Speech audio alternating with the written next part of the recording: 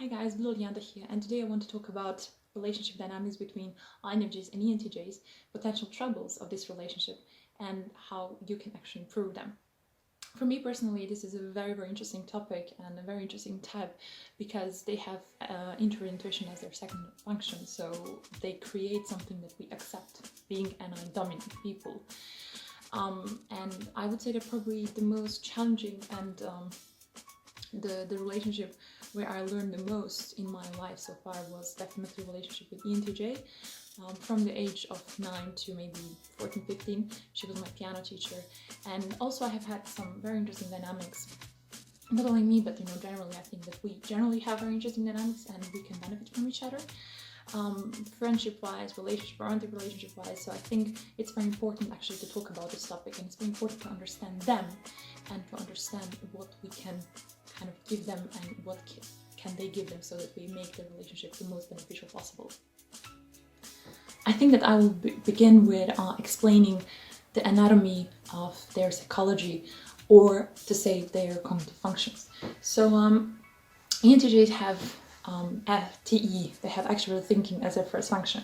So that's the first thing you really need to be careful about, because TE is something that we are completely oblivious to, we're completely blinded to external objective logic. And that's something that they will notice, I will tell you already at the beginning. So they will see, this happens generally with all TE types, dominant TE types, that they will feel that we are kind of, let's say, lacking something, that there is some lack in us, which doesn't have to be a bad thing necessarily, but it shapes the form they see us. So of course this depends of many other factors. For example, how old were you when you met that ENTJ? How old was ENTJ? In my particular case, I was still a child. I was actually transitioning into adolescence. I was still a child, 9-year-old, but it means that I was particularly fragile, let's say, that's in that sense, and I didn't actually have TI developed, I didn't have actually SC developed. So for her, I think it was more seeing that lack in me, seeing TE lack for sure, but at the same time seeing that, unlike maybe in her opinion other kids, I could actually understand what she was saying, because when they create NI, when they create intuition, they realize you get them. They can see that you are strong in that. It's very interesting because these types, for example ENFJs and ENTJs who create NI, they can see we get that, and they can see that we are even stronger at that. So that's something they want. So that's very important to understand. They want your NI. And another thing that I think they want from you is also FE. So this is actually a thing that we can debate about, because many people say, ENTJs not being really attached to their emotions, or let's say aware of their emotions and also emotions of other people. They are not really, they don't really value that. And that's partially true, because if you tend to push this narrative, you tend to push this harmony, being nice to them, and that's a mistake that I wasn't doing particularly with her, but probably with other ENTJs.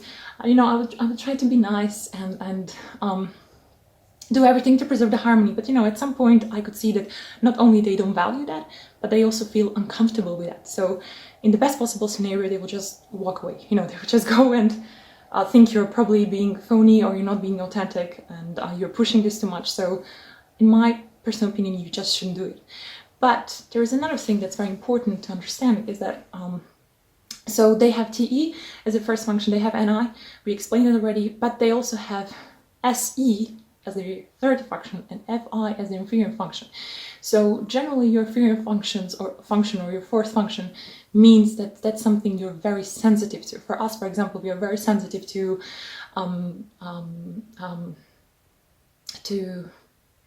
SE. Means, for example, the smell, even the colors. When we are in a crowd, you can see us being overwhelmed so easily, so easily. And that's something that they can more or less understand us, because they also have that as a third function. It's still not so good developed as, for example, in the STP, where they have really no clue and they're thinking, what's happening with this person? Like, why is she not feeling well?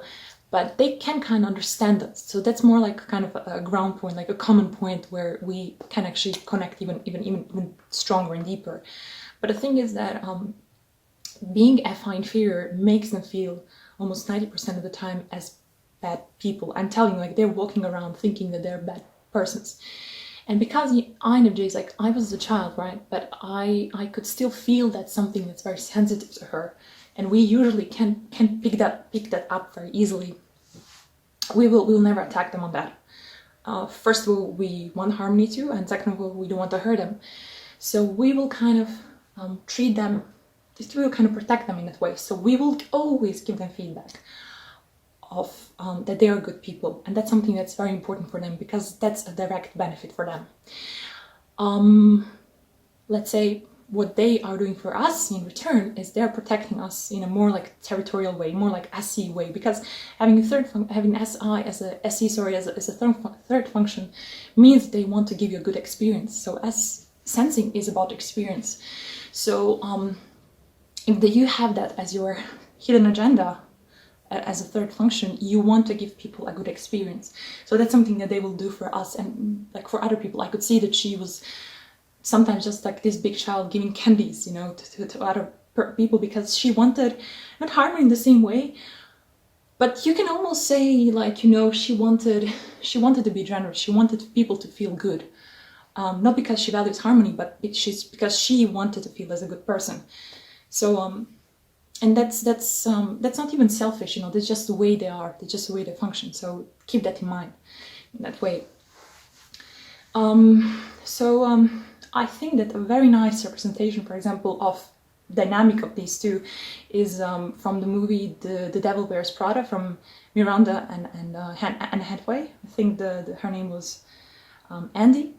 I think that usually they can see that how they see us is that we, as I said at the beginning, like that we lack something, but there is this certain potential about us. There is this certain, I'm not now sure whether it is strictly NI or is it even SE? Is it maybe that they feel in us, or they just want to feel in us this force that they feel, for example, if it was like a life or death question, that we would actually be forceful, that we would actually explode and not be this weak, tiny, fragile person they need to protect all the time.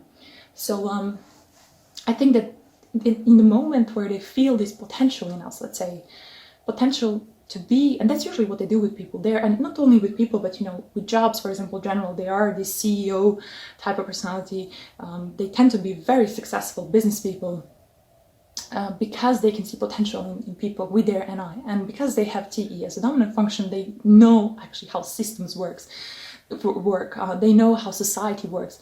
I see a great deal of myself in you. You can see beyond what people want and what they need, and you can choose for yourself.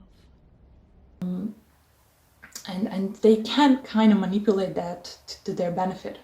They can see very clearly the way they are going to succeed in life, in their career, in their love life. For me, it was actually very funny when I asked one friend of mine who is actually married to a wonderful ENTJ, I asked him actually how the whole thing started, and he was like, oh, you know, she kind of picked me. So for me, it was very funny because that really describes very accurately how they are. They are very, I would say controlling and initiating type of person, where they only go for things where they know 100%, because they don't like losing time and resources, where they know that the things will go their own way. But the problem is, if you're dealing with unhealthy ENTJ, this can be very problematic, because sometimes they will try to push this thing so much that it can make you crazy. Another thing with them is actually what I noticed, that they're less flexible in changing their goal, changing the way they see things, the way they, for example, see person. They're just less flexible than INFJs and INTJs, who have NI as their first function. So I know for me that although I have some pretty fixed beliefs, I am much more open than ENTJs in general. Of course, there are always exceptions, but in general, much more open to change them and to discuss about that. And they have more, they like take pride in just knowing things. They have seen, they have studied. They're very knowledge-seeking type, but more like, you know, very very rational knowledge, very kind of like, you know, this the palpable thing, something that's very obvious, you know, something that's very fact-like. TE is generally like a textbook intelligence. So they are very thirsty for that, and because they have studied that so much, because they have such a good grasp of that, they are, I would even say, a little bit arrogant. There is a little bit of arrogance, you know, what can you teach me? Please, that's my territory, don't attack me on that. Like, I know it, like, TE is my thing, you know, don't say to me what I should do, what I need to do, I know it. But the problem is that in INFJ, they can actually, or they definitely meet a worthy opponent, let's say, because we don't have TE, that's true, but we have NI dominant. And if you are dealing with a little bit more developed INFJ, which is something that happened to me, for example, already with 12, 13, I was already having grasp of my own thinking, you know. It was very interesting, you know, to see how the whole dynamic was changing, and she was still kind of completely blinded to that because she had her own fixation. She had this 9-year-old child, and I'm sure that you know, even today, she still has that same. She still has the same picture. So that's the thing. They fixate on something so much, on a career goal, on a image of a person, because of that arrogance. So if they're not developed, they can really hurt themselves, I think, because as the things were changing, and the whole thing was that there were just undeniable signs that something is not functioning. She was still in that bubble. And that's their problem. She was still fixated on that idea, but that's generally an NI problem, like that we fixate on something, that we are more attached to, for example, idea of relationship than relationship itself. So she just couldn't let go of that imaginary bubble NI constructed kind of idea or vision that she had. And at the end, it was very hurtful, I can imagine, because when the whole thing kind of collapsed, probably with her both, but she was more or less trying to find a reason why the whole thing didn't function. So that's the thing, that they will go back using an eye, you know, trying to find patterns, but it's because they were never really connected to reality. They're intuitive types, they're not sensors. They were never really living it, so they kind of missed on the very big clues. They cannot connect it. So you will see them after maybe 7, 8, 10 years behaving in the same exact way. And that could actually hurt you if you don't understand how they function. So be aware of that. All NI second or people who have NI as second or third function have that. They have this fixation. And I think that for me, being intuitive myself, I can really understand that, you know, to some extent. So they're really not flexible in that. Anyhow, this video is probably already too long, but I would just say, kind of to sum it up, the most important things that you need to take care is actually to, instead of just giving them this feedback of that they're a good person, that there's nothing they're doing that's hurting you, I think actually the one thing that they, maybe not externally, but internally actually really, truly want and need is INFP or FI dominant person, or even you, if you're developed, to tell them stop, you know, to set up the boundaries, to say to them, this is actually hurting me.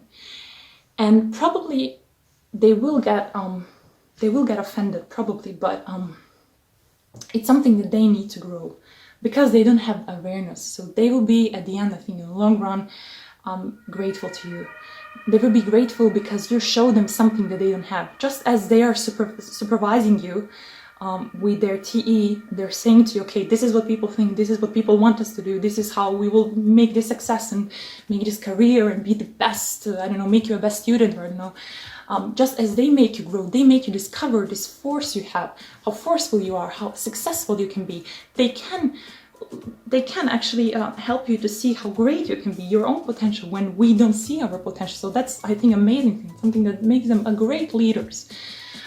Even more than INTJs. I think that the ENTJ is probably the best sort of type to be a truly like business type of leader, because they see potential and they make you big, or they make you see your own potential, so they motivate you in the most profound way possible.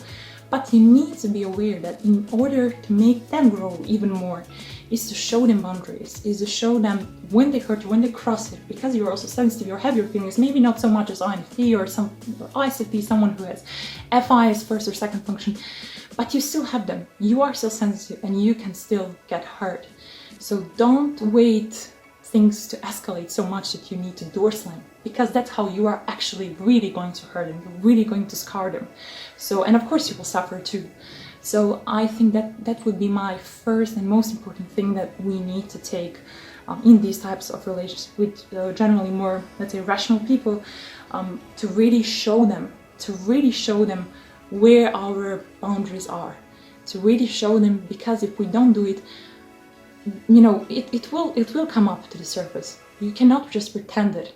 It will come, maybe not in that moment, but in, I don't know, in 10, 20 years, it will come up and they will think you were pretending the whole time, so you will actually hurt them. So please be aware that they don't have this emotional awareness. You need to help them, and you will do it by setting boundaries and sometimes even pushing them with your SE if necessary, because otherwise you will go to this survival mode where you feel so broken and so miserable, and you will door slam, and at the end the whole situation, the whole relationship will just never be what it was, or just be completely broken without possibility of being repaired. So yeah, thank you so much for watching this video. Comment please if you have had the similar relationships, or if you just know ENTJs and what's your opinion about them in general. And I will see you in my next video. Have a beautiful day and see you soon. Bye.